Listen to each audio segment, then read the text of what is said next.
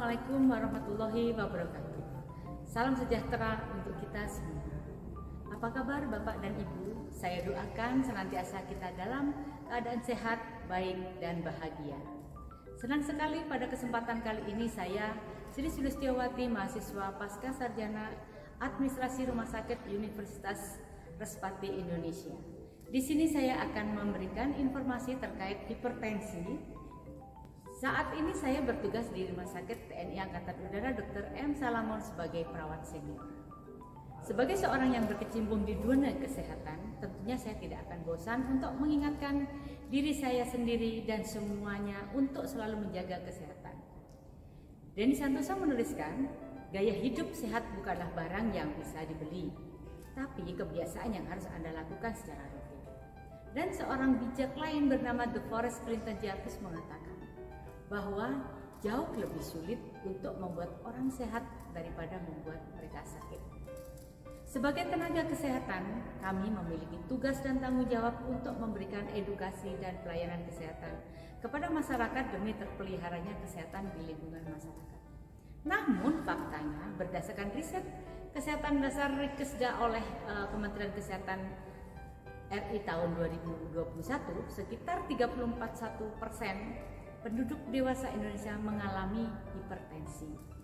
Sayangnya dari jumlah tersebut 35,8% atau lebih sepertiganya tidak mengetahui bahwa mereka mengidap hipertensi. Padahal bila hipertensi dikendalikan, dampaknya bisa berujung pada berbagai komplikasi kesehatan. Sebut saja seperti penyakit jantung koroner, stroke, ataupun gagal ginjal. Apakah yang Bapak Ibu ketahui tentang hipertensi? Rata-rata kebanyakan akan menjawab orang yang sering suka marah-marah dan biasanya terjadi pada orang yang sudah tua. Ibu dan Bapak, hipertensi atau tekanan darah tinggi adalah suatu kondisi ketika tekanan darah 130/80 mm/Hg atau lebih. Padahal kenyataannya, menurut CDC dari 4 pria dan 1 dari 5 wanita yang berusia 35-44 tahun sudah bisa terkena hipertensi. Menurut ahli, mengapa semakin banyak orang usia muda terkena hipertensi? Salah satunya karena pengaruh gaya hidup yang tidak sehat. Oleh karena itu disarankan agar orang-orang melakukan cek tensi darah minimal sekali dalam setahun. Meski ada yang mengaku bisa merasakan sakit saat tekanan darah naik, nyatanya sebagian orang tidak mengalami hal tersebut.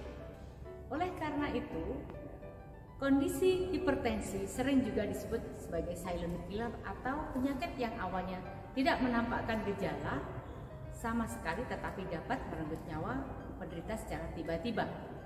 Nah, karena hipertensi tidak bergejala, maka orang-orang bahkan dokter sekalipun jadi gampang melewatkannya.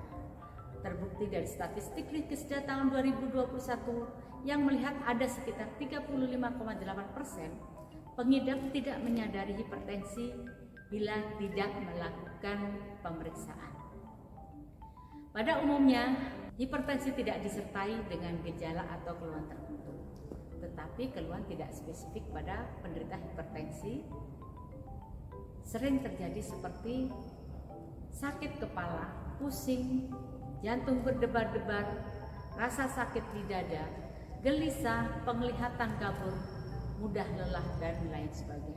Jika hal tersebut terjadi dan tidak terkontrol, hipertensi dapat menyebabkan terjadinya komplikasi seperti penyakit jantung, stroke, kerusakan hati, gagal ginjal, dan lain-lain. Orang yang berisiko terkena hipertensi adalah orang yang biasa merokok, kurang makan buah-buahan dan sayuran, konsumsi garam berlebihan, berat badan berlebihan atau kegemukan, kurang aktivitas fisik, konsumsi alkohol berlebihan, dislipidemia, stres.